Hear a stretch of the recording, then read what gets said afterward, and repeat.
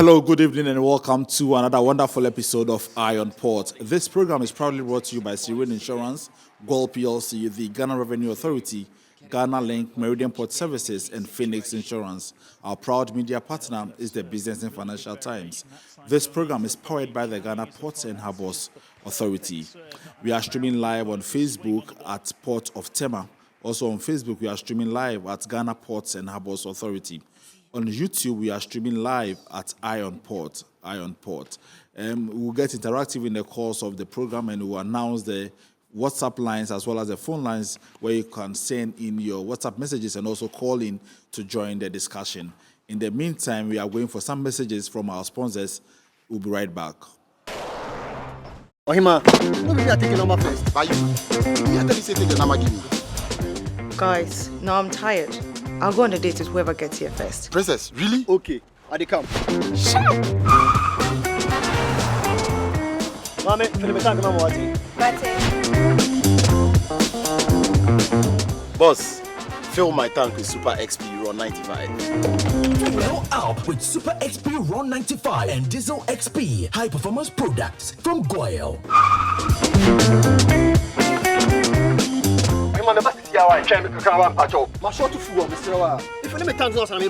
Sorry, Tony got here first, so I'm stepping with him. Oh, cut him. Hey, go for mommy. Choose Super XP Ron 95 and Diesel XP for an energizing driving experience. Always go for Goyle Super XP Ron 95. Goyle, good energy.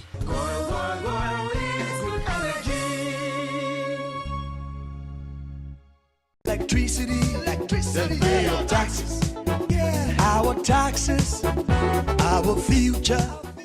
Because you see, without our taxes, we wouldn't have good roads, good schools, better hospitals, street lights, and other very important social amenities. When we pay our taxes, we give our children free and quality education. Talga, my money too small. Why should I pay my tax? Look, small. Salifo, it doesn't matter how small or big your business or income is, you still have to pay your taxes. The little taxes from each and every one of us, when put together, could give your community clean water or that deprived school with tables and chairs. Please pay your taxes. It is your responsibility. It is your civic duty. It is the law.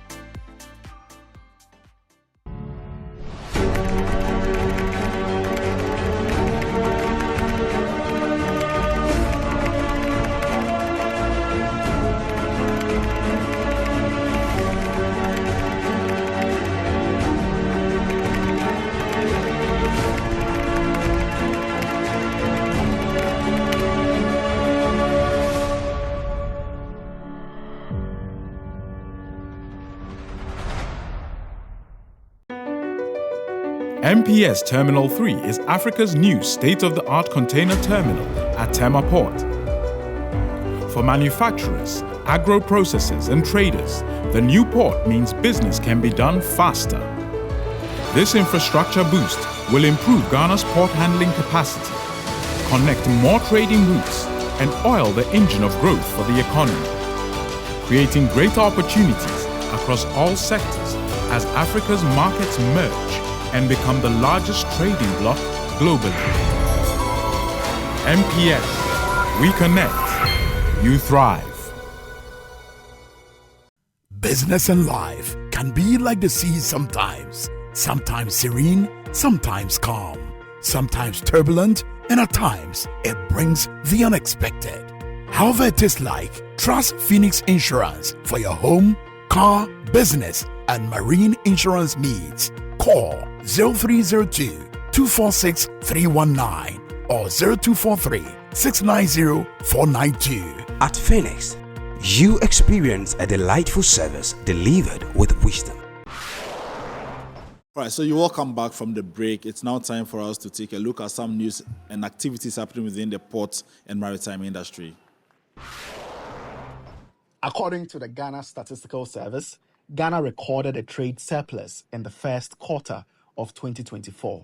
Specifically, a total of 59.5 billion Ghana Cedis worth of goods were exported, while 48.1 billion Ghana Cedis worth of goods were imported. Gold accounted for 50% of the exported goods, followed by mineral fuels and oils, and cocoa beans and products accounting for 21% and 12.1% respectively. For imports, mineral fuels and oils accounted for 29.3%, while machinery and electrical equipment accounted for 14.6%, followed by chemical products accounting for 10.9%.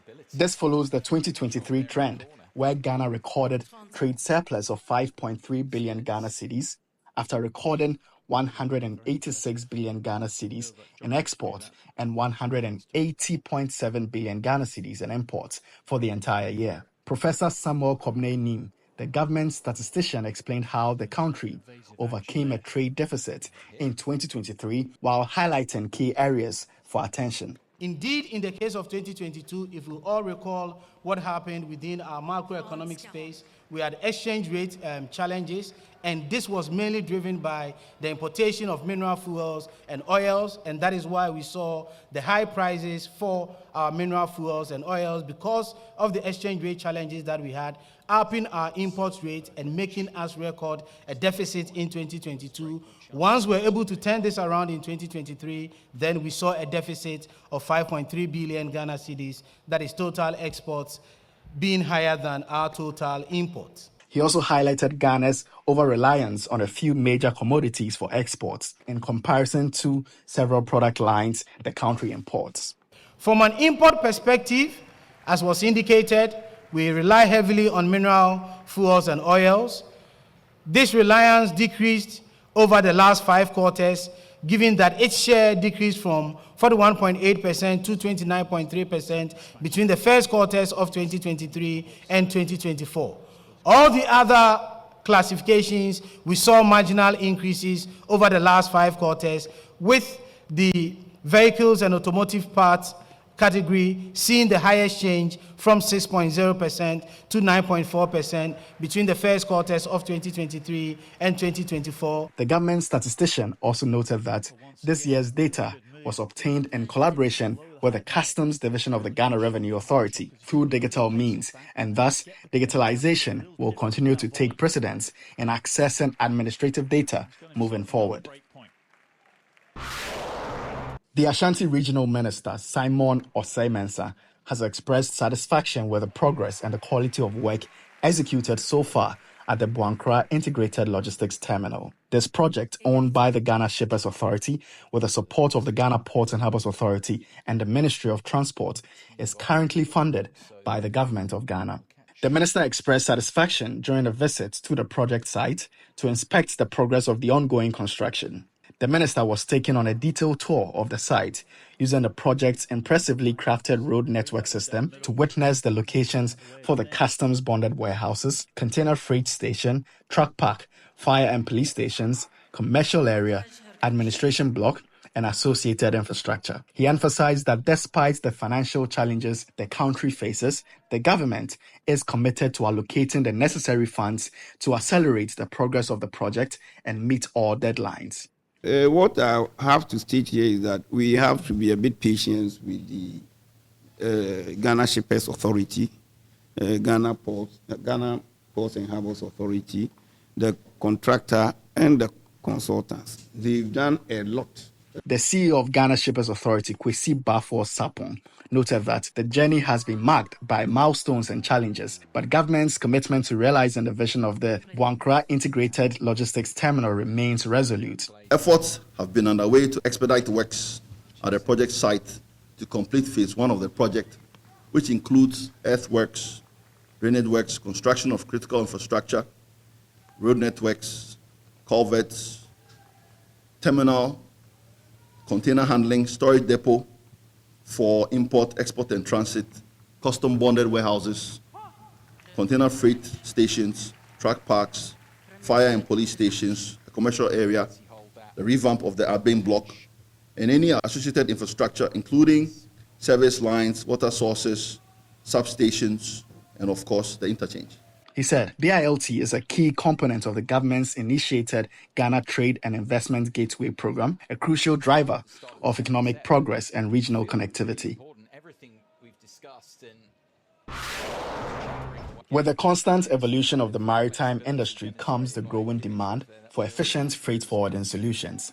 In Ghana, the freight forwarding trade continues to grow and expand, calling for increased educated, dynamic professionals. This year, a total of 157 students have graduated at GIFF Academy, with 107 students graduating in proficiency certificate in freight forwarding and 50 students graduating in theatre diploma in freight forwarding. Also significant is the initiative to run the program in all districts of the institute. In this direction, the program has since August 2009 taken off at the Kotoka International Airport. Some of the short courses and training programs offered this year includes seminars on transport and logistics operations for some members and GIFF Executive ICT Training Workshop. The Academy has tailor-made courses which can be designed to suit every training need in the industry. GIFF Education is aggressively riding through the storms and growing from strength to strength through the years. It is envisaged that by the next 10 years, GIFF becomes a national research and consultancy center for facilitation of international trade. Crisis Management Solutions Company, LCB Worldwide Ghana, which has been rendering disinfection services at the nation's ports since 2018, has commenced the third edition of its corporate games, a football tournament ultimately intended to improve solidarity with key stakeholders. This year's edition, which kicked off on Saturday, May 11 in Tema Community 2, will last for 2 months. The 16 corporate organizations participating in this year's games include Ghana Ports and Harbours Authority's Fire Department, Ghana Police, Ghana Institute of Freight Forwarders, Ghana Union of Traders Association, Walmart Africa, Magdan Group, among others. A trophy will be awarded to the winner of the tournament, in addition to cash prizes and medals for outstanding performers. The team from LCB Worldwide present at the opening ceremony emphasized on their resolve to promote sustainable, healthy trade practices through strong collaboration with stakeholders. The games are about corporate social responsibility that we often do every year to promote sports in the country, at the same time physical fitness, talking about unity among participating teams and all that. They said the games are also in fulfillment of the country manager of LCB Worldwide, Dimer Kuran Gokant's passion and commitment to sporting activities in the country, and hence will continue to support this cause. LCB, as you know, we're already into fumigation and disinfection at the ports and then airports. And with health, when they bring in the containers and stuff like that, we need to protect ourselves from things like this. An event where diseases actually come into the country, when the containers are brought inside there, we're supposed to disinfect them so as to avoid any further disease outbreak. Exactly. All right, so away from that, let's also take a look at what is happening internationally. Antwerp Euroterminal has decided to install the first shore power connection for seagoing vessels in Belgium. The shore power installation, which is expected to be operational in 2026, is said to be the first in Belgium for seagoing vessels, built according to international ISO standards. With shore power, moored ships can be connected to the local electricity grid via a socket on the quay. This reduces emissions of carbon dioxide, nitrogen oxides, sulfur oxides, and particulate matter, and contributes to better local air quality and less environmental noise. 2 fixed shore power connections are being installed at the Antwerp Euroterminal for car carriers and combination container and roll-on, roll-off ships. Antwerp Euroterminal is the largest multi-purpose terminal in Europe and one of the 24 terminals of the Grimaldi Group. CMA CGM Sao Paulo, the fourth ship in the 13,000 TEU liquefied natural gas dual-fuel container ship series built by Hudong Zhonghua for French shipping major CMA CGM Group, has been named and delivered. The delivery ceremony took place at the Shenzhen Shipbuilding Base on May 23, 2024. The vessel was designed by the 708th Research Institute of China Shipbuilding Corporation. It has a total length of 336 meters and a design service speed of 21 knots. It uses an LNG dual-fuel power system and is equipped with a 14,000 cubic meter LNG cargo tank with a Mach 3 liquid cargo containment system. CMA CGM Sao Paulo, which recently completed its sea trials, will feature a next-generation intelligence control by exhaust recycling system. All right, so away from the international news, it's time for us to take a look also at the word of the day. This particular segment is meant to explain the jargons or words used in the maritime industry, and today's word is allotment.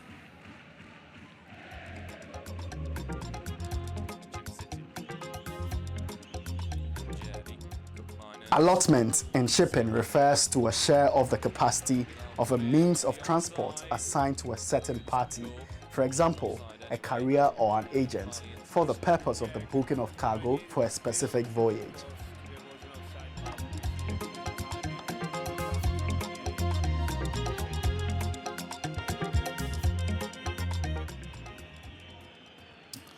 All right, we are back in the studio. So tonight we are discussing the 2023 non-traditional export statistics report released by the Ghana Export Promotion Authority. Last week we dealt with this particular subject, but I mean after the program we had a lot of calls and messages that we should have a part 2 of this particular discussion. So today I'm honored to have the guest for last week join us this week to engage on this particular subject and then bring some finality to it. So it gives me pleasure to introduce Dr. Martin Akokti. He is the head of research at the Ghana Export Promotion Authority. Good evening, Doc. Yeah, good evening. Hi, Solo. All right.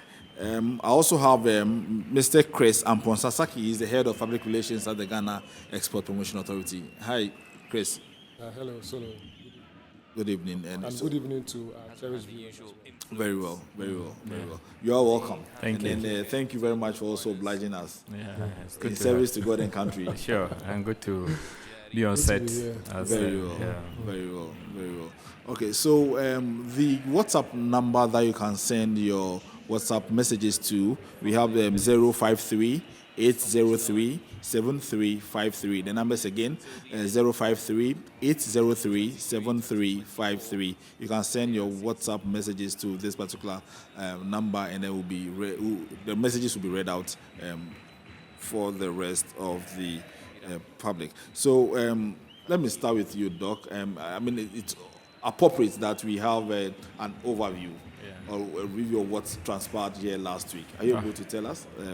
So thank you once again, and good evening to our cherished viewers. I know Chris is the PR, so I thought he should.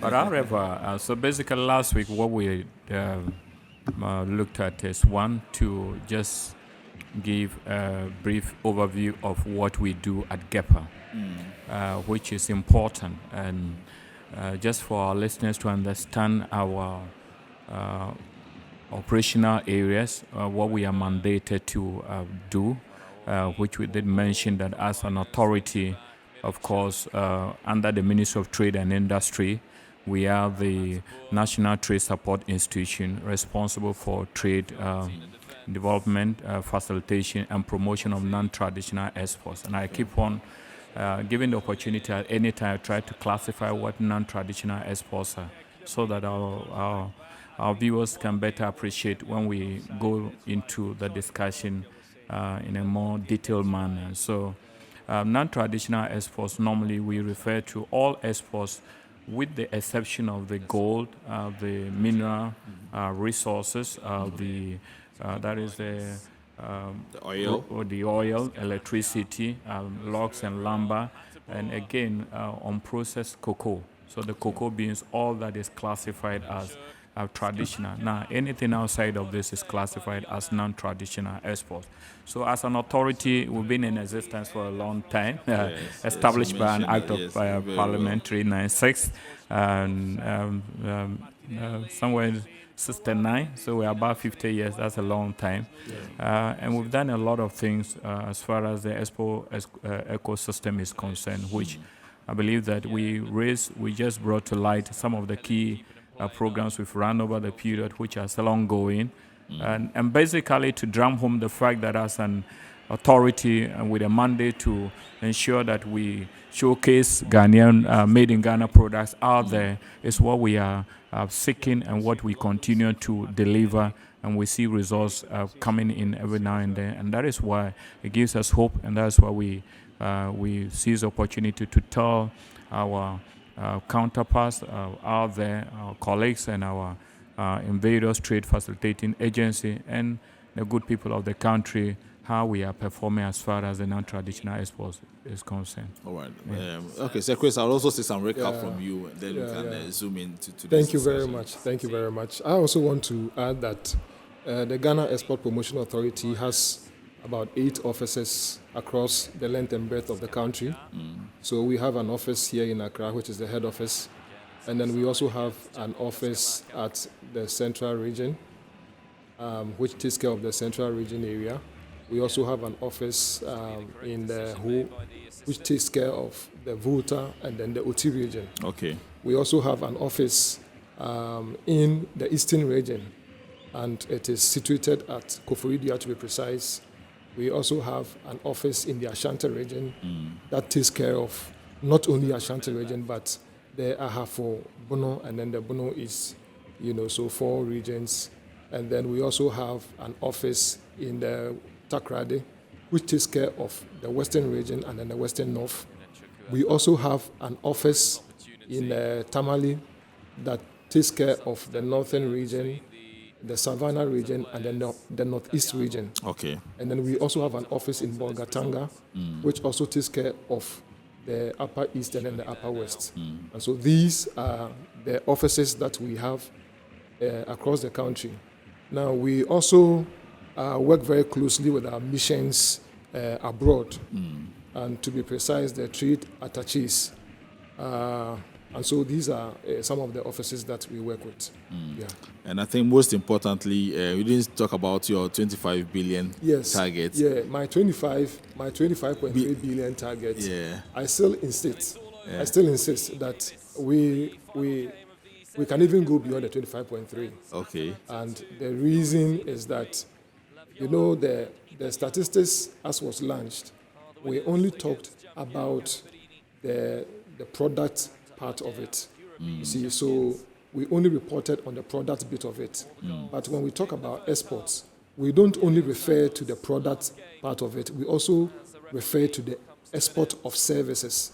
And so in terms of consultancy services that we render, IT and IT services that we render and all that, all those ones are considered as service exports. When we have most of our neighboring countries, students coming from those areas into Ghana to come and pursue higher education and all that, that is also part of services. We have patients that come from outside the country to come and assess our healthcare facilities here in Ghana. All such are part of services. And that is what the Bank of Ghana reported, that for 2023, the year under review, we recorded about $8.6 billion US dollars. Okay. Now, if you should add the $8.6 billion US dollars to the almost $4 billion that we recorded, as far as the NTE figures is concerned, then we should be, So that is almost $13 billion. And so this thing is very, very, very feasible. Okay. And I'm very sure by the grace of God, we will attain it before the year 2029. All right. So let's zoom into today's discussion. Doc, I would want you to highlight some of the things in the non-traditional exports statistics report. Okay. But the most important one I know is that there were some statistics that were chalked in that particular one. So take us through that. All right. So thank you very much. And as I was just recapping what we said, and I think this is equally important, is just to mention that as an authority, our key operational areas borders around product development and supply-based expansion and market access. We ensure that we also carry out research to provide our exporters with current market intelligence, since it borders on external markets. And also we ensure that we do capacity building through the export school, and we coordinate export activities as far as the nation is concerned. That is why the National Export Development Strategy came up during the discussion. Now, on the statistics for the year under review, which is 2023, if we do recall, I kind of gave a preamble as to how the data is generated. Just to, again, reiterate that it's an administrative data. Our sources from GRA Customs Division, the ICOMS, the Integrated Customs Management Platform, and then we do the other activities when we go to the full and reconcile and all that, and then we have the report generated. So for highlights of the non-traditional exports statistics in 2023, first is the bulk figure, which we did 146,717 billion USD. That is in terms of product. All right, it's important to stress that's product. As Chris mentioned, this is not service export is not part. Okay. So now, if you look at that figure in relation to total merchandise export, so that's a contribution of about 24%. Total merchandise exports. Okay. Again, if you want to compare it against last year's figure of 3,531 billion, which means that in terms of growth, we've done about 11.75 percentage growth. It's also important to stress that as far as the top leading market destination is concerned, out of the 10 destinations, Burkina Faso remains the leading market destination as far as the non-traditional exports are concerned. So Burkina Faso has been on the run for the past 3 years as far as this with our non-traditional export statistics. Okay. Exports. Again, if we look at the top earner, that is out of the 10 topmost products, the top earner this time around is iron steel billets. Now, it's always been cocoa paste. And we know there are reasons why cocoa paste has dropped to the second position this year, which I'm sure we can go further as we travel along the discussion. Well. And also, what is also critical is to appreciate how we are faring within the African Continental Free Trade Area. And if you look at the figure, we did 1.77 billion USD within the African Continental Free Trade Area. And it's worthy of note, and it's worthy of what's the name, interrogation to know what are counted and what are the dynamics in that regard. Again, what is critical is also to look at how many products we are exporting out there. So you wouldn't believe it. We're doing above 600 products. All right. Okay. In Ghana, we are exporting over 600 products out there. Leaving the shores of Ghana. Okay. Yes, of course. Some of the products, they might look, if you look at the volumes and the numbers, look a bit very small, but it's important we take notice of it, that we have quite a large array of products that we are selling or we are exporting out there. Okay. And it's important that we bring it to for our viewers to appreciate and know that you can export virtually everything if only you are able to put your house in order and ensure that it meets the requirements. That is important.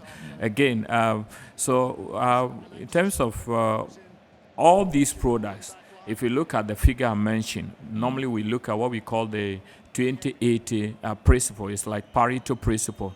Now, out of all the exporting companies, 88 companies are doing 80% of the figure. Okay. All right, 88 companies out of the many exporting companies are doing 80% of.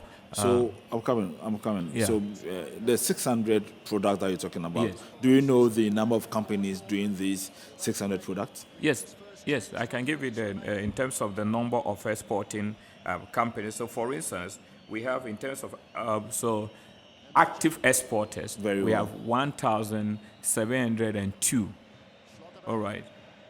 Okay, they are the active ones. Okay. Yes, active exporters. So if Okay. you look at the figure, the 625 products which have gone out there is been undertaken by 1,702 exporters. 1,702 active exporters. Okay. All right. Now I'm making the point that you see the number looks high, but if you were to look at in terms of those who really contribute the numbers, out of all these active exporters, it's 88. Okay, so okay, and I'm sure. I mean, if you have 1,702 exporters Yes. doing 625 products. Yes. I mean, so what it means is that you have, let's say, 2 or 3 individuals doing 5 products or something. Yes, that's yes, the yes, possibility. it happens, yes, Very of well, course, because, yeah. because I'm thinking, if 1,702 each is doing the so you product, can have one person very do well, multiple very products, well, very well. That's fine. You know, that's fine. interestingly, even when we come to the area of the shea butter, you could have about, say, 10 businesses that are into the same shea very butter. well, very well. Meanwhile, shea butter is just one product. Very well, very well, very well. Okay, so Doc, proceed and then. So it's important for us to. So basically, these are the highlights as far as the 2023 non-traditional export statistics is concerned. Okay. What we are interested in is the total value, the topmost earner, the leading market destination in terms of how many companies are contributing 80%, what are the number of products we are looking at, how many countries the product has gone to, and what are the percentage contribution and growth and all that. And that is what I've just given briefly. Yeah. Okay, but still on the 625 products, yes. I mean, is there a plan by GEPA to maybe expand the product? Yeah, so normally it's not just about the expansion. Okay. So I tell you, it could just be 3 products and you will rake in the 25.3 billion. Okay. So what GEPA is doing is not just expanding the number of products. Okay, it's rather to use market intelligence to concentrate on key prioritized products as was the name captured within our national export development strategy. Within that strategy, we actually have 17 prioritized products out of this many. Reason is because you are looking at the drivers.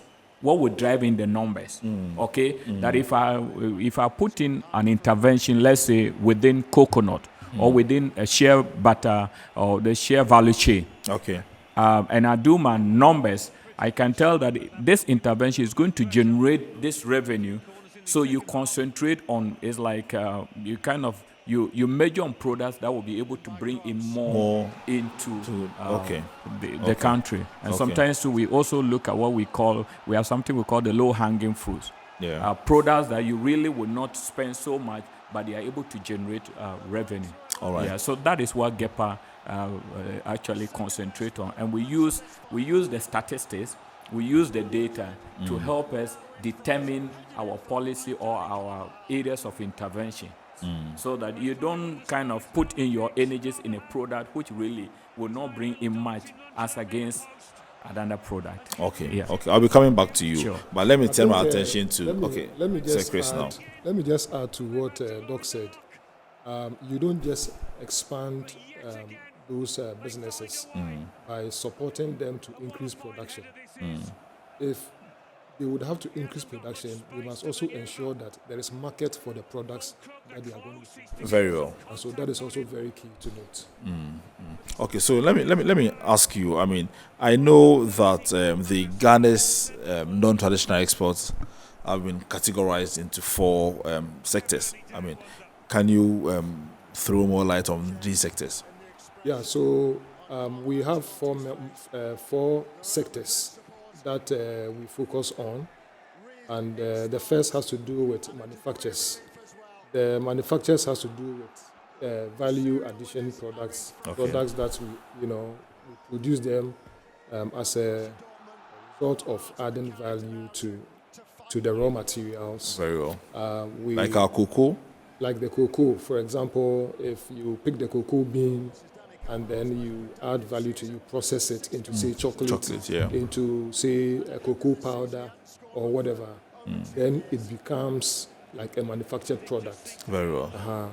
And so all the big stuffs that the big companies are producing would fall under manufacturers.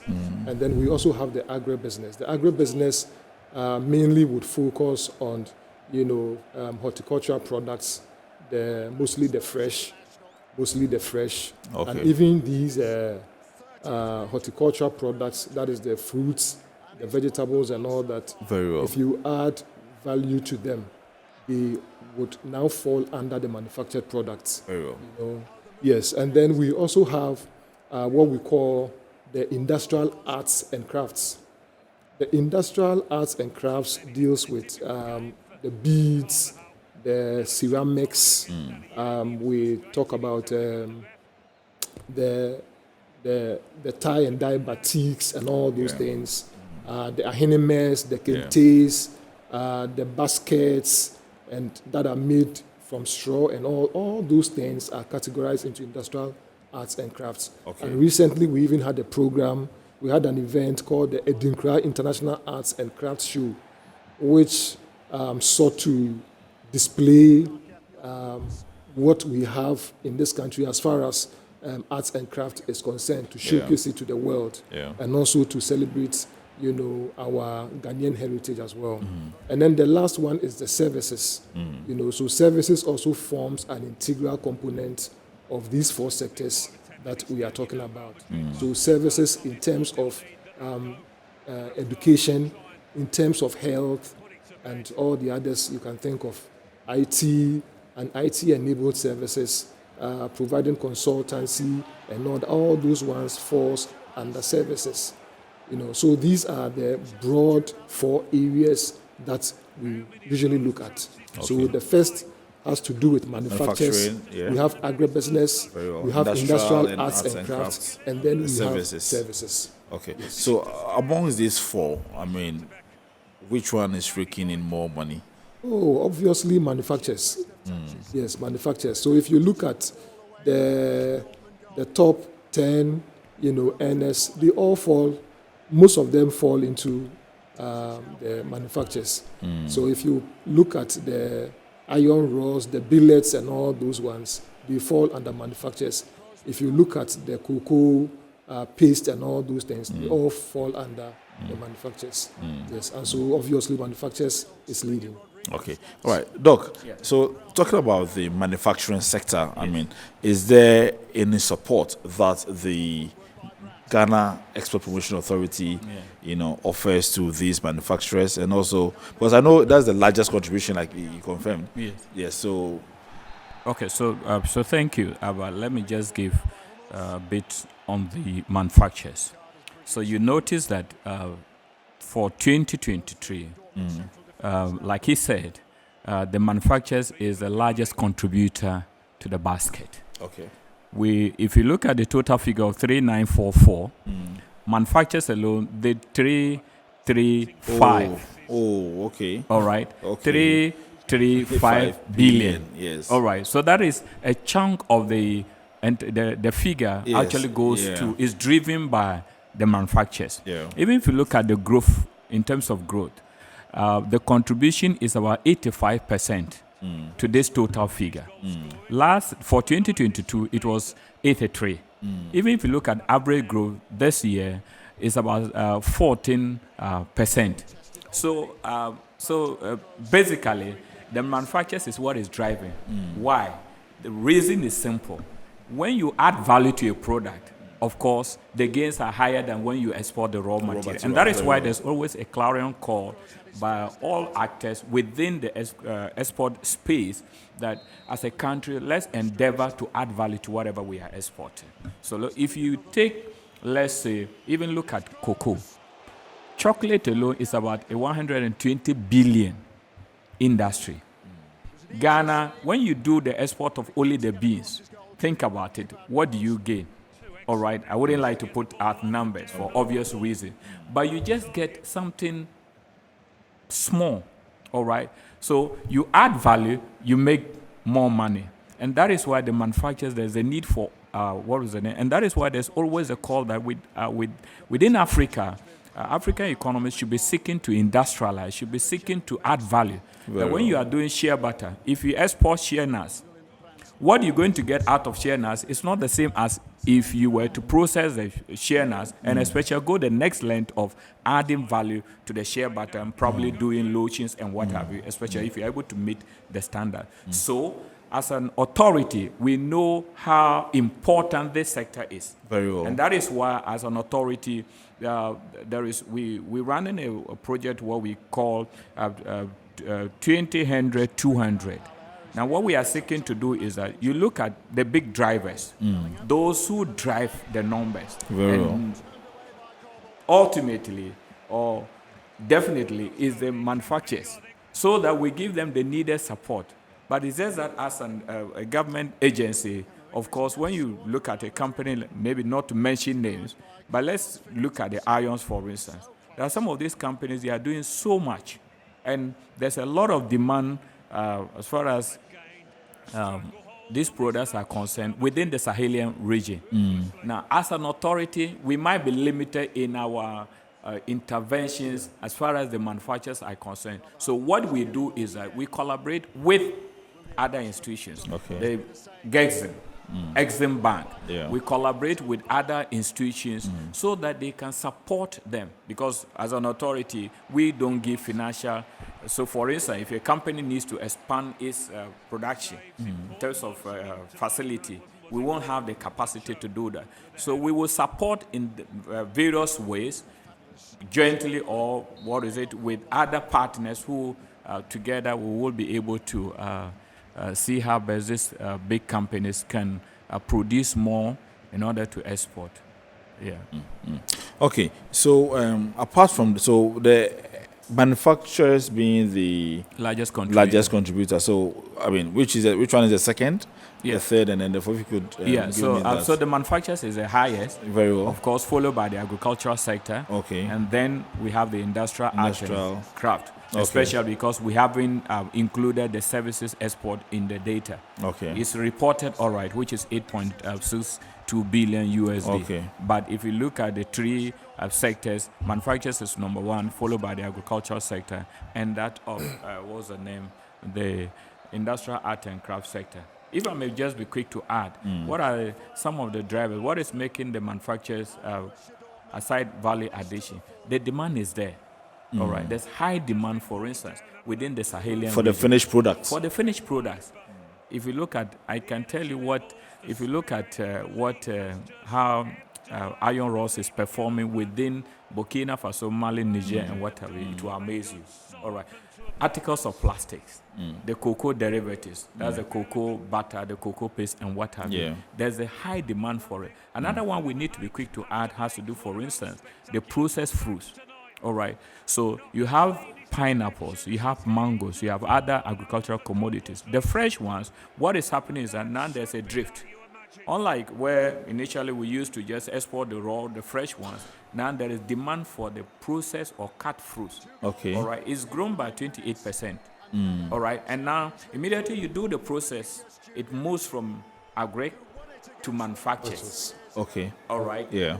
So these are some of the triggers that is causing. Again, if you even look at the manufacturers, we are enjoying what we call the ECOWAS, trade liberalization scheme protocols, which within ECOWAS, our companies are entitled to. And because of that, it's easy for them to trade across our borders and trade across the neighboring countries. All right. Thank you. Sir Chris, so let me find out from you. I mean, I went through the report and then I realized that the industrial arts and crafts subsector, even though it's the sector that relatively contributes the least, in 2023, you seem to have done well with that sector. What accounted for this? So before I tell you what accounted for that, let me be quick to say that the industrial arts and crafts sector had an average growth of about 17.85% NTEs. And then we had it contributing to the 2023 NTE statistics that we are discussing. That's about 2.43 percent. And so it's not doing bad at all. And what contributed to that growth is the ceramics. Okay. Now, ceramics is doing so well. When we talk about the ceramics, we are referring to the flower pots and then even the tiles.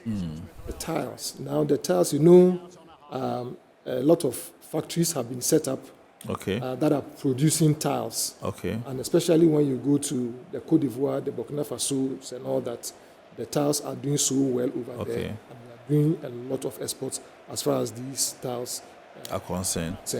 And that is what really accounted for that surge in its contribution. Okay, so apart from the tiles, which other ones are also doing well? Also, we also have, for example, the paintings as well. The paintings also contribute significantly. But then, most importantly, the baskets is also doing very, very well. Okay. From the north, they do a lot of exports of baskets and all that. And then we also have our fabrics that are also doing quite well. We have an event that is in Canada, that's an apparel fair, and then we normally support some of our clients to participate in these fairs, and the results have been very, very great. And so these are some of the things we are doing in that sector. Okay. And like I mentioned again, recently we had this Dinkra International Arts and Craft Show. Now all these are programs that are being specially designed to ensure that we boost that sector.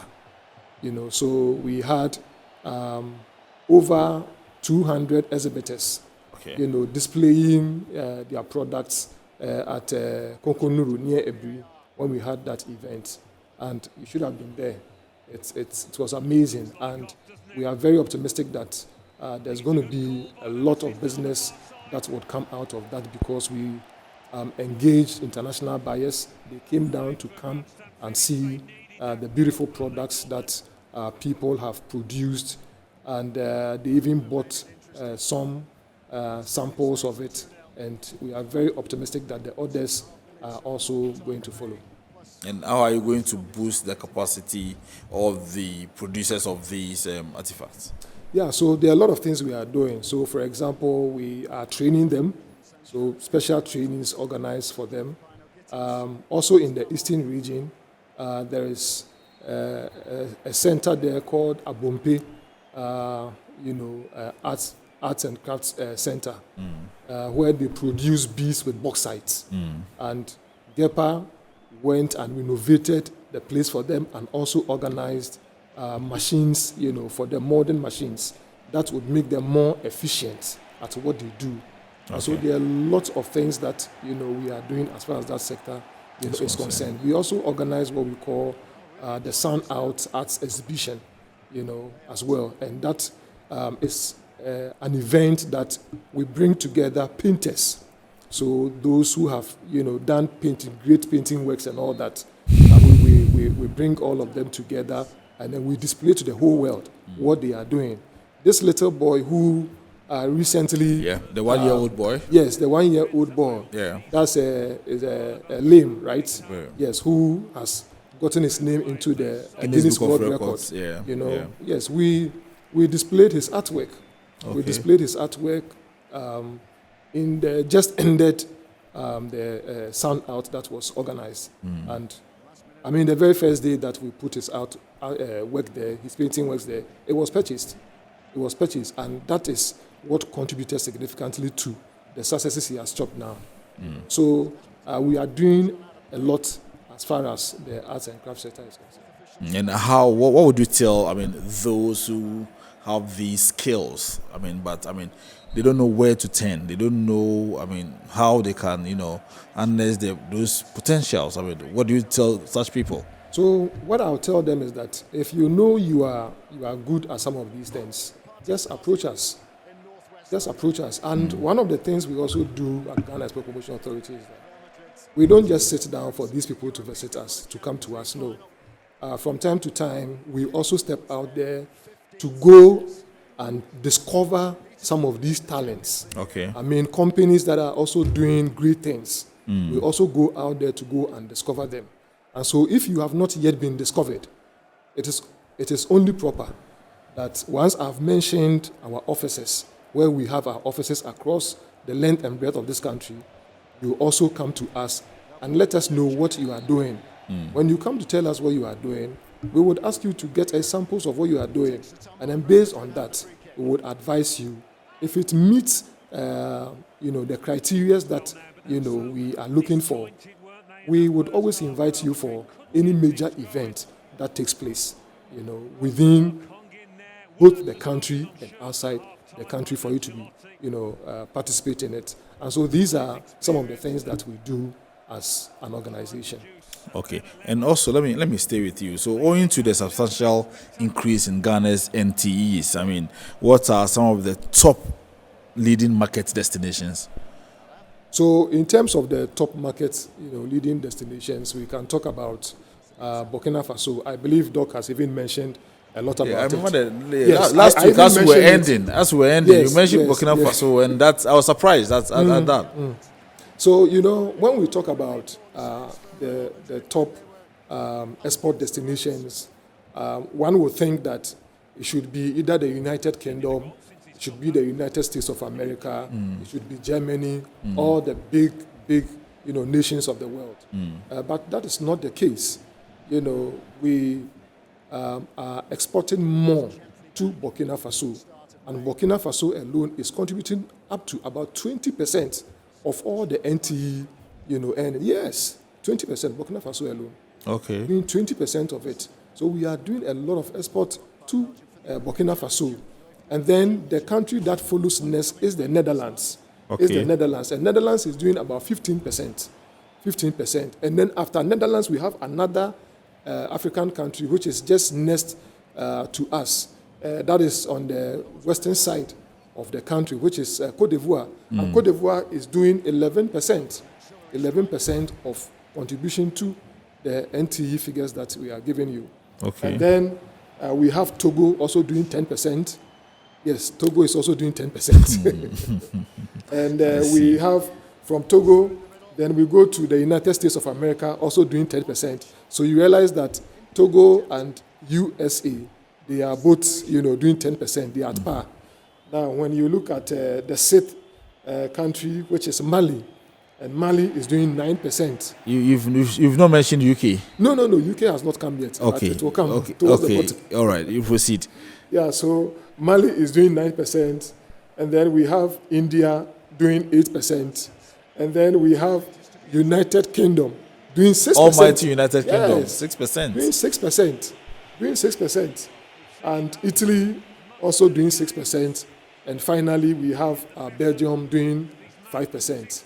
And so what this tells us is that we need to trade more amongst ourselves, what we call the intra-African trading. Very well. We need to trade more amongst ourselves because there is no point Burkina Faso that is just next to us up north, should be, importing all the way from America, all the way from UK and all that. No, when Ghana is just a border, sharing a border with it. And so it's a lot more easier for them, importing from Ghana than to import from, elsewhere. And that is some of the reasons why we are seeing some of these trends. And obviously, like Côte d'Ivoire. So look at Burkina, in the northern part of Ghana, and then Côte d'Ivoire, western part of Ghana, and then Togo, eastern part of Ghana. So you see that, you realize that we are trading more amongst ourselves, and that is very, very good for us. Okay, and then the 10% that you mentioned, you mentioned one of the countries. Yes, I said 10%. Togo is doing 10%. So, so what I want to find out from you is that, so the revenue that we are raking in from Togo for the 10%, is it the same as what you are raking in from USA? Obviously. Obviously. So you express 10%, on the total figure that we have, and that is what would give you how much Togo imported from Ghana, and then how much US also imported from Ghana. All right. So thank you. We'll go for a break, and then when we come back, we will continue with the discussion. You're still watching Iron Port. Tonight, we are continuing with our discussion on the 2023 annual non-traditional exports statistics report released by the Ghana Export Promotion Authority in May this year, May 6th. This year, yes. So we having the second bite of this particular discussion this week, and with me in the studio we have Dr. Martin Akokti. He is the head of research at the Ghana Export Promotion Authority. We also have Chris Amponsasaki. He is the head of public relations at the Ghana Export Promotion Authority. We'll be right back after this break. Stick it. Ohima, what will you take the number first? By you. You have to say take the number give me. Guys, now I'm tired. I'll go on a date with whoever gets here first. Princess, really? Okay, I come. Shut up! Mame, feel me can't remember what Boss, fill my tank with Super XP Raw 95. Fill up with Super XP Raw 95 and Diesel XP high performance products from Goyle.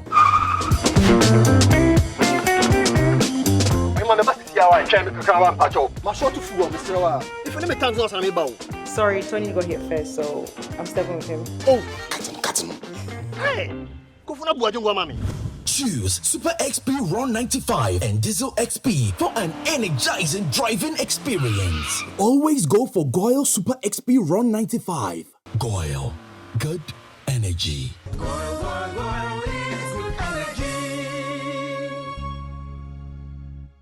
Electricity, then pay your taxes. Yeah, our taxes, our future. Because you see, without our taxes, we wouldn't have good roads, good schools, better hospitals, street lights, and other very important social amenities. When we pay our taxes, we give our children free and quality education. Talga, my money too small. Why should I pay my tax? Look, small. Salifo, it doesn't matter how small or big your business or income is, you still have to pay your taxes. The little taxes from each and every one of us, when put together, could give your community clean water or that deprived school with tables and chairs. Please pay your taxes. It is your responsibility. It is your civic duty. It is the law.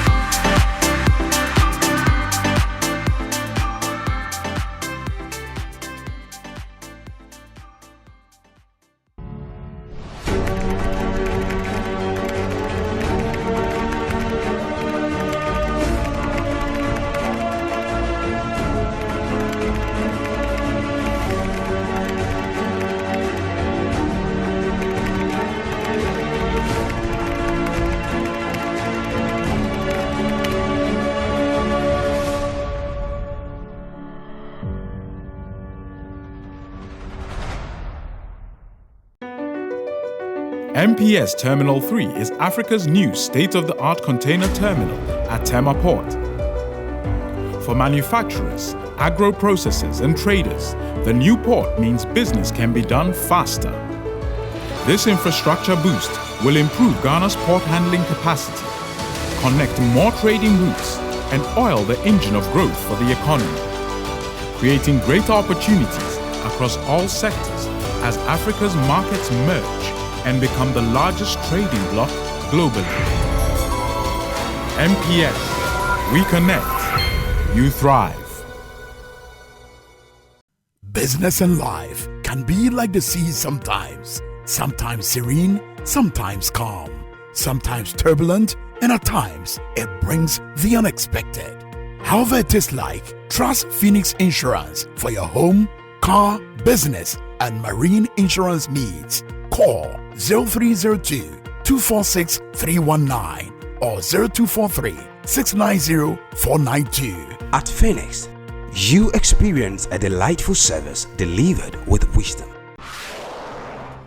Right, so you're still watching Iron Port. Welcome back from the break. Now, the phone lines have been activated. The number you can call to join the discussion, 0205 528353, 0205 528353. And I would want to get into our message box. So this one says, Ghana imported 185 million Ghana Cedis worth of cocoa beans from Cote d'Ivoire in 2023. What is GEPA really doing to reduce this importation? And then this also says, Ghana imported, I think it's the same person. So it says Ghana imported 166 million Ghana Cedis worth of mangoes from Burkina Faso in 2023. What is GEPA doing to reduce this figure?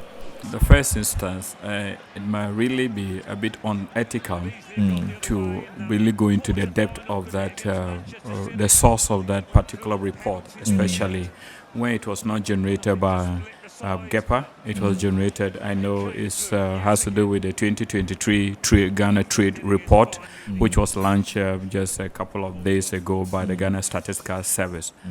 So I really wouldn't like to go into the depths of it, but nonetheless, if I have to just scratch on the surface, it's important that our viewers understand the dynamics of cross-border trade. Okay. Cross-border trade in the sense that as a country, if you look at, because we deal with statistics and we deal with data, we are able to tell what is in there. So for instance, if you look at Burkina Faso, Togo, if you look at Cote d'Ivoire, even as Chris was talking about the top 10 leading market destinations, it's important to put on record that cumulatively, these countries are doing 50% of our total non-traditional exports. So Burkina Faso 20%, Cote d'Ivoire 11, which one? Togo 10, and then Mali 9. We put it together, that's 50% out of the 100. All right. So it tells you there's a lot of trade ongoing between or amongst us. Now, what happens practically on ground is that, so you take, for instance, cashew. There are occasions where exporting companies, you are able to do cross-border trade. You get a cashew from, what's the name, Cote d'Ivoire, and you export. Same applies to Burkina Faso when it comes to shea nuts, for instance. When it comes to even soya bean. So those of us who look at the numbers and we have access to how the movement is, you can tell that when there's an inflow, you see that, okay, there's been a movement of a particular product from one of our neighboring countries into Ghana. It's not staying. Okay. It goes. Okay. And that is very practical. Any exporting company will tell you. Right now, as we speak, we are getting cashew. Sometimes the numbers here might not be enough, so they buy it across. And it's easy. If you are Paga, you can easily cross the border and so they don't stay, but we export. Okay. So if you look at the shea nuts, for instance, if you look at cashew, for instance, again, for mango, again, we have to understand the dynamics. There is a seasonality of it. Very well. Okay, so again, even with tomato, there's a seasonality of it. I'm being tempted to just not go into the depth of it. I think the right people to speak to the report will be Ghana Statistical Service. Okay. So let me just pause here so that I don't go into. Okay. And they can tell us actually what is the triggers as far as these dynamics are concerned. All right, but let's stay with the Ghana Trade Report that was released by the Ghana Statistical Service again, and then I realized that the report showed that Asia and Europe were Ghana's main leading export destinations. Yeah. Okay. And what do you make of this? Yeah. That's so now. Very good question. Thank you. So again, not to go into the details of it. I'm sure Statistical Service, they have a lot of competent professors who will speak to the details of it. But just clarity, that if you look at it, that, okay, we see our exports going to Asia and Europe, we need to understand.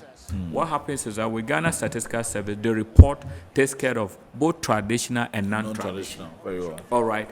Now, immediately you bring in the traditional, when you put in petroleum products, when you put in minerals, when you put in cocoa beans, the numbers will go very high. Very well. It will change the dynamics. Very well. In our case, we don't include, for instance, even top 10 destinations in Africa. South Africa is a leading market destination as far as our exports are concerned as a country. Okay. Why? If you go into the details, you know it's gold that is triggering it.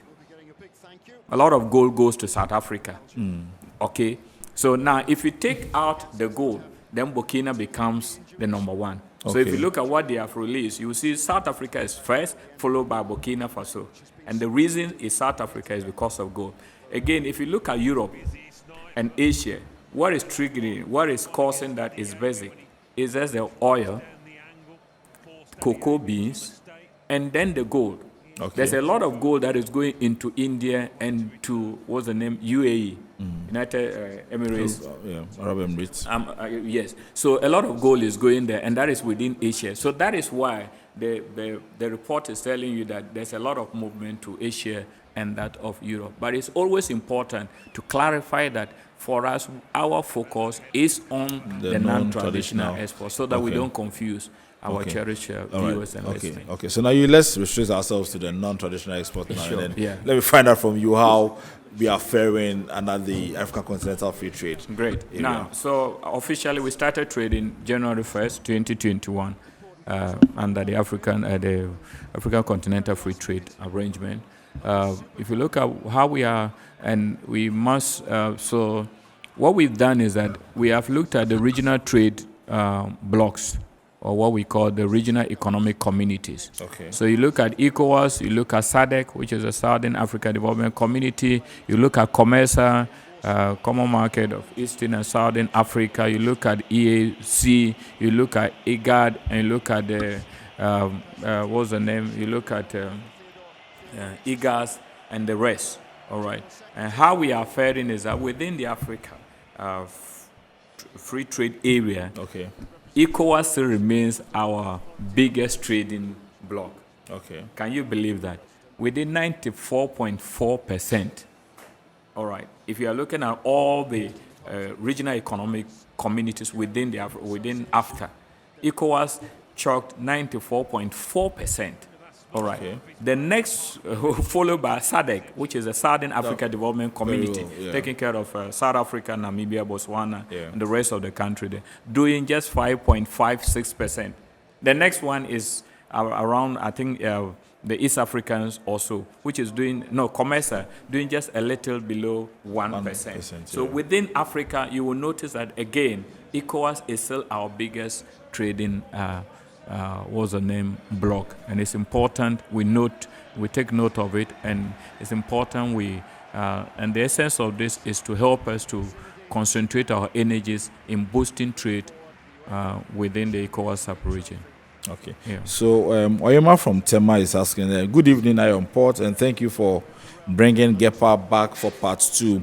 I would like to find out if in terms of value or revenue to the exporters, a 10% export to Mali equals that of USA. I think I asked that. And then she's also asking, what's accounting for the high trade volumes with Burkina Faso, and how can that be replicated in other African countries and beyond the continent? Maybe, Chris, you take that? So, first of all, I talked about the proximity. I talked about the proximity, and then I also talked about the desire for our products. If a country desires a product from any particular country, they will just import. Okay, so I know that we do a lot with Burkina when it comes to these articles of plastics. We do a lot with Burkina Faso. We also do a lot even when it comes to this ceramics and all that, which I talked about. And so there's a lot of that kind of transaction that goes for the high demand because of the quality. I'm sure that it boils down to the quality of it boils down to quality, and then again the issue of cost. You see, I mentioned that if they are to import outside of Ghana, let's say import from, say, US or from South Africa or from any other place, they will incur a lot more costs on transportation, and that would increase the cost of the product for them. Yeah, in their country. Whatever it is they want to use it for, they would not be competitive. You see, so these are all cost components that are considered. When you are importing, you look at the country that is closest to you, the one that would not let you incur a lot of costs. Okay. And so these are some of the considerations and all that. Okay. And then again, their appetite for our product, because they see that our products are of very good quality, and then standard-wise too, we are there. And that is the reason why we import a lot more from Ghana. Okay. Yeah. Maybe if I may just add one or two. Doc. So again, like I mentioned earlier, so the ECOWAS trade liberalization scheme. Now this is a protocol which was launched in 1990. Yeah. Now what is sought to do is to remove both tariff and non-tariff barriers. Okay. So as ECOWAS members, they are entitled to enjoy all the provisions under this particular protocol. So why are the other African countries not also getting closer? So I'm making the point that that is within ECOWAS. Yeah. Okay. The other African East Africa. No, I'm talking about. I mean, if let's say per what you are saying, if Burkina Faso is taking advantage of that, why is Togo not taking advantage? Yeah. So again, Togo, we see Togo as one of our leading destinations, as mentioned earlier. Yeah. But you will need to also understand, again, the dynamics. Burkina Faso is a landlocked country. Niger is a landlocked. Mali is a landlocked country. So they demand... So naturally, you're going to, aside enjoying the protocols within the ETEs, we also need to appreciate that. It's just like Ethiopia and Kenya. Of course, Ethiopia is a landlocked country. Yeah. Kenya has ports. So, yeah. Okay. All right. So in essence, what he seeks to say is that there are a multiplicity of factors, and what he just mentioned is one of those factors. Yeah. So it doesn't stand alone. Neither does mine stand alone. There are a lot of factors that come into play. So that is it. Okay. Let me stay with you. What are the possible constraints affecting exports from Ghana, the southern and eastern parts of Africa, under the continental framework? This is a big question. One, I would like to talk about the difficulties or the constraints when it comes to transportation. For now, the easiest way to freight products to Southern Africa and then the Eastern Africa, is by air. Okay. Is by air. And air transport is also very expensive. It's very expensive. And if you want to also do by sea, you don't have any direct vessel that moves all the way from Ghana and goes into these areas. And so mostly what happens is that these vessels would go into Europe first before it comes back to Africa to deliver. Yes, because we do not have a local vessel. Yes. Yeah. Yes. So that is the main challenge. That is the main challenge. And now we have this Ghana Trade House in Nairobi, Kenya. Yeah. And so most of the products that we send to Kenya, we do so by freighting them, by air. We do air freighting of those products. But just imagine the cost. And if you are also freighting, quite a large quantity of products, and you have to airlift them, that's going to be very expensive. And it doesn't make you competitive when you do those things. And so the easiest way would have been for us to just use the sea to, freight some of these products to the eastern part of Africa and then the southern part of Africa. But like, again, I did indicate, it will take a very long time before the goods are received. Because the vessel would have to, first of all, get into Europe and then come back again to Africa. So these are some of the constraints. So maybe I'll be coming to you, Doc, but let me stay with you. Is GEPA trying to also or can't get power. I mean, pull resources, pull the big players. I mean, drum home this need for them to also put resources together to get maybe a vessel that can be used for this particular purpose, because it's also go a long way to reduce the cost. Look, the same question. This conversation has been going on for a while now. There's been several forums that we've met and we've had some of these conversations. I believe that very soon something like that could come on stream. But all these business people we are talking about, if they would have to pump their monies into some of these things, it has to be a business that is viable. One, it will have to be a vessel that is much smaller, because if it's a vessel that is very huge, they will not get the goods to be able to move them all the way to the other countries we are talking about. So it has to be a smaller, vessel. And are they ready to build a smaller vessel for this purpose? That is a conversation that we can always have. Doc, are they? Yeah, so maybe just to... So within after, I think we've made progress. Even though there are constraints. One, that we launched the Guided Trade Initiative, very well, which started. Is a lot of progress being made. Again, you notice we've also launched the PAPS, the Pan-African Payment Settlement. Okay, we've done the Trade Observatory, we've done the Dispute Settlement Mechanism, we've done the Index. There's a lot of activities that have taken place. However, the constraints, as he mentioned, are there. What we need, for instance, again, aside the infrastructure, that as we speak right now, we are yet to actually conclude on negotiation as far as the rules of origin is concerned. We've done about 88%. Yes. Why? Yes. It is because there's a clash. There's a national agenda, there's a continental agenda, there's a regional bloc agenda. All right. So there are a number of, again, so that has limited this whole, we haven't concluded it. Again, you will notice that when it even comes to funding our activities, if you look at the after, largely we are depending on development partners for some of our funding. Okay. That is not forthcoming. So there are a number of constraints, and like he talked about the issue of the logistics. I know that under the Guided Trade Initiative, I've chanced something where they said the Magdan aviation is to make a vessel available or something. Yeah, I know I got that through the National Coordination Office.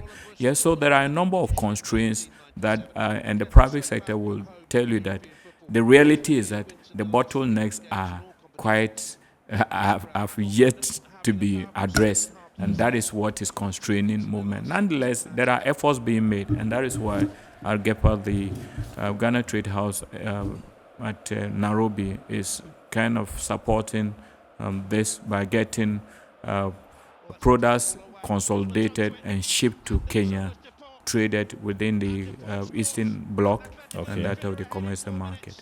Okay.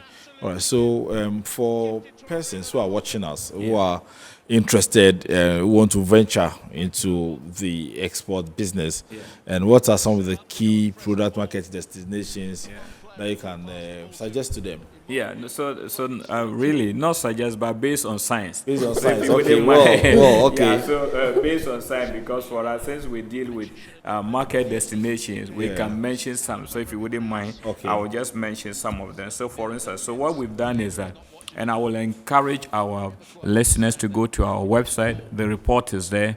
When you download the report, you're going to have this particular question you've asked. You're going to have a number of products. What we've done is that under each of the categories, so agricultural sector, industrial art and craft, manufacturers, and what we've done 10 products. Okay. So we picked 10 products and we looked at the destination. So for instance, if you look at cashew, of course, top of my mind, I don't need to refer to a book or refer to the report. I know that cashew is going to India. There's a lot of cashew going to India. So for instance, so you see cashew going to India, you see the Netherlands, you see US, you see China, you see Germany. If you look at banana, you see, of course, banana is going to Europe. All right, most of our agricultural products is going to Europe. You look at shea nuts is going to India, Denmark, Russia, Turkey, Taiwan. You look at soybean is going to the US, India is going to Canada, is going to Singapore. You look at yams is going to UK, is going to yam largely all our European countries. All right, so that's for the agricultural sector. If you look at fresh chili, for instance, and tuna, you see China, you see France, you see Italy, Portugal, and what have we cut fish, same Europe, flowers, Europe, what's the name, medicinal plants. This is an interesting one. Medicinal plants. The biggest destination is China. You know why? Reason is because the Chinese love traditional medicine. So there's a lot of traditional plants and parts going into China.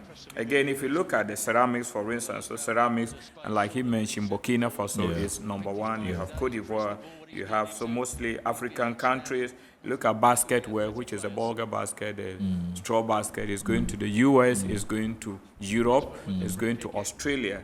And if you look at hides and skins, again, China, all right, hides, that's leather, is going to China. Now, if you look at so for instance, the manufacturers, we see Burkina Faso. So not to really what's the name, mention everything. I would like to encourage our viewers, go to the website, download the report, and you have detailed product market destination, so that in case you have interest in possibly exporting, and most of the times our working clients, what they're interested in is, I have this product, I want to know where I can get market for it, and this information is available for them. Yeah. So Chris, so which institutions do you collaborate with? I mean, GEPA, which institutions do you collaborate with to ensure the yearly release of your annual NTEs reports? So we will talk about the Customs Division, DRE. Also talk about Bank of Ghana. Okay. We would also talk about the Authority. We also talk about these are very key institutions, very key institutions that collaborate with. And of course, we would not leave out the GSAs and then the FDAs that we collaborate with them, because they support our exporters and all that, all the products that they send out there, helping them to be able to meet the standards and all that, very, very key, very, very important. And so all of them are institutions that really support us in this bid. Okay. And what are the processes for one to register with GEPA for the export license? Yeah, so if you want to register with GEPA, one, you must have a registered business. You must have a registered business. And if I say a registered business, you must have a business that is registered with the Office of the Registrar General. You know, now we call it Office of the Registrar of Companies. Yes. Formerly, it used to be called the Registrar General's Department. Yes. Office of the Registrar of Companies. So you register your business. You register your business with them, and then when you are done, you either come to our office with the documents that you are given, and then there's a form we would assist you to fill, or you can also go on our site www.gepagana.org. There is a form there that you can fill and upload all these documents that I'm talking about, and then the necessary payments that needs to be effected, you do so, and then you'll be registered. The good thing is that today, if you fill the forms in the morning, latest by close of day, you would get your certificate. And so it's 1 day. We will not ask you to go and come. It's not a 1 week, it's not a 1 month thing. It's a day's thing. Yes, Doc, is it same for attending the export school and participating in the GEPA sponsored international fair? So primarily you need to be registered with us to qualify to participate in any of our sponsored international trade fairs. Okay. The export school, I will encourage our potential exporters to attend it. All you need to do is just look out for where we are doing it, and then you apply for, you pay a fee to attend it. And like he said, our doors are very much open. Our mandate is to promote exports, and that is what we seek. We work closely with the various associations. Like to encourage people to look out, join an association, get your business registered. Export business is quite complex. It's not just like selling in the local market. You need to go through a lot, and that is what the export school is creating. Thank you. All right, thank you. So that was Dr. Martin Agokti. He is the head of research at the Ghana Export Promotion Authority. And then earlier it was Chris Amponsasaki. He is the head of public relations with the Ghana Export Promotion Authority. Thank you, gentlemen, for coming, and thank you for obliging us. A second time. And thank you very much. My name is Solomon Anderson. Thank you for watching tonight's program. Enjoy the rest of our program, and also don't forget to watch the abridged version of Iron Port on Wednesday on Ghana Television at 8:30 p.m. Enjoy the rest of our programs.